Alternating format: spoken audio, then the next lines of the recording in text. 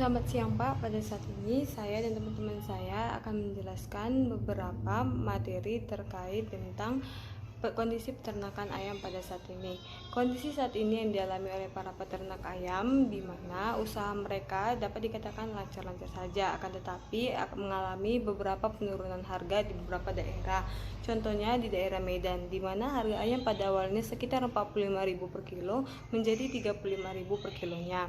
Dan juga ada beberapa dari para peternak ayam yang mengalami dampak di mana mereka tidak mengalami keuntungan dan juga tidak mengalami kerugian, dapat dikatakan biasa-biasa saja pada masa pandemi COVID-19 ini. Akan tetapi dikarenakan harga pakan yang cenderung tidak stabil dan penyebaran penyakit atau virus terhadap ternak membuat para peternak bingung dalam mengatasi masalah tersebut. Menurut saya dan kelompok saya, dalam mengatasi masalah tersebut dapat dilakukan dengan memperhatikan hal-hal kecil seperti kebersihan kandang dan juga memberikan vitamin pada minuman ayam, memperhatikan pakan terhadap ayam, dan juga melakukan pemisahan antara ayam yang sakit dengan ayam yang tidak sakit dengan cara pemisahan kandang, dan juga hal-hal lain sebagainya seperti penyuntikan dan lain-lain. Sekian video dari saya, selanjutnya akan dilanjutkan oleh teman saya. Baik, di sini saya akan menjelaskan mengenai analisis SWOT dan rencana strategis atau rencana bisnis terhadap usaha ternak ayam dalam studi kasus kelompok kami yang kami lakukan. Nah, menurut saya, usaha ternak ayam itu harus memiliki dan harus mengerti apa itu analisis SWOT. Di sini saya akan menjelaskan apa itu SWOT.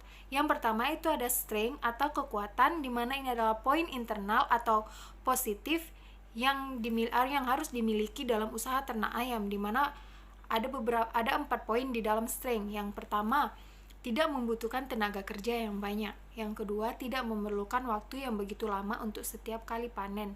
Yang ketiga, prospek atau peluangnya cukup besar untuk dikembangkan. Yang keempat, memberikan pendapatan atau keuntungan yang cukup besar. Keempat poin ini harus dimiliki dalam usaha ternak ayam. Yang kedua ada weakness atau kelemahan. Weakness atau kelemahan ini merupakan faktor negatif yang mengurangi kekuatan pemilik usaha ternak ayam, di mana ada beberapa faktornya. Yang pertama, bila anak ayam terserang penyakit atau stres, sulit untuk dipulihkan. Yang kedua, memerlukan keahlian dan keuletan yang lebih dalam mengenai beternak ayam. Yang ketiga, cukup sulit mendapatkan anak ayam yang sehat. Yang keempat, banyak jenis usaha yang sama sebagai pesaing. Nah, selain itu juga ada opportunities atau peluang. Opportunities adalah faktor eksternal dalam lingkungan bisnis yang cenderung berkontribusi pada kesuksesan bisnis. Adapun faktor-faktor yang dimiliki oleh pemilik usaha ternak ayam antara lain, yang pertama, adanya lahan yang luas dapat digunakan untuk peternakan. Yang kedua, banyaknya pesaing antara peternakan sehingga menjadi usaha ini banyak diminati. Yang ketiga, usaha ini cukup menguntungkan karena banyak peminatnya. Yang keempat, permintaan pasar terhadap daging ayam potong sangatlah tinggi. Nah, yang terakhir ada threat atau ancaman. Threats atau ancaman ini merupakan faktor eksternal yang tidak dapat dikendalikan. Oleh karena itu, pemilik usaha ternak ayam sebaiknya telah memikirkan rencana darurat dalam menangani ancaman-ancaman yang ada. Ada beberapa poin ancaman yang dimiliki usaha ternak ayam, yaitu yang pertama, ayam sangat mudah stres. Yang kedua, dari segi pemeliharaan munculnya bermacam-macam penyakit pada saat pergantian musim yang terjadi. Yang terakhir, harga pecan ternak yang tidak stabil. Nah, dari beberapa penjelasan mengenai analisis SWOT yang telah kami lakukan, kami telah memiliki beberapa poin penting dalam rencana strategis atau rencana bisnis untuk pemilik usaha ternak ayam, di mana yang pertama itu sebaiknya pemilik usaha ternak ayam harus mendapatkan ayam yang sehat sehingga peluang munculnya terkena penyakit sangat relatif rendah. Yang kedua, selain itu, pemilik usaha ternak ayam harus melakukan pemeriksaan terhadap ternaknya minimal 1 bulan 1 kali. Pembersihan kandang ayam setiap hari sehingga kandang ayam tersebut bersih dan ayam terhindar dari kemungkinan penyakit yang ada. Yang keempat, Pekerja ternak ayam harus memperhatikan ayam yang ada apakah memiliki gejala penyakit atau stres sehingga tidak menyebarkan virus terhadap ayam yang lainnya. Yang kelima, pemilik usaha ternak ayam sebaiknya melakukan dan menambah relasi agar mampu mempromosikan ayam yang ia miliki di kalangan yang sangat luas. Yang keenam, pemilik usaha ternak ayam sebaiknya sudah memikirkan rencana darurat dalam menangani berbagai macam ancaman yang tidak dapat dikendalikan. Nah, beberapa poin di atas merupakan rencana bisnis yang sudah kelompok kami pikirkan untuk menangani berbagai macam kemungkinan permasalahan yang dihadapi oleh peternak ayam.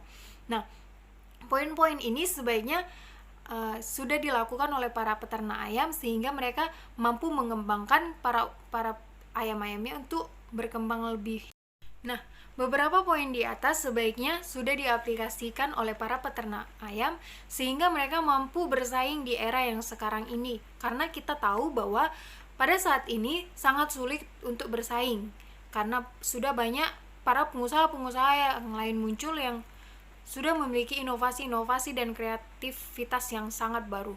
Oleh karena itu, saya dan kelompok saya harapkan untuk usaha ternak ayam dalam studi kasus kelompok kami ini mampu menerapkan penjelasan-penjelasan dan beberapa poin yang sudah kami sarankan. Dan semoga ini sangat membantu untuk usaha ternak ayamnya. Selanjutnya, saya akan membahas rencana bisnis dan rekomendasi operasional serta tindak lanjut yang dilakukan UMKM ternak ayam di studi kasus kali ini. Di dalam rencana bisnis ada 4 poin, yaitu produksi, sistem pemasaran, sumber daya manusia ataupun SDM, dan yang terakhir adalah sistem keuangan. Di dalam sistem produksi, bahwasannya UMKM ternak ayam ini memiliki 6.000 ekor ayam yang diproduksi.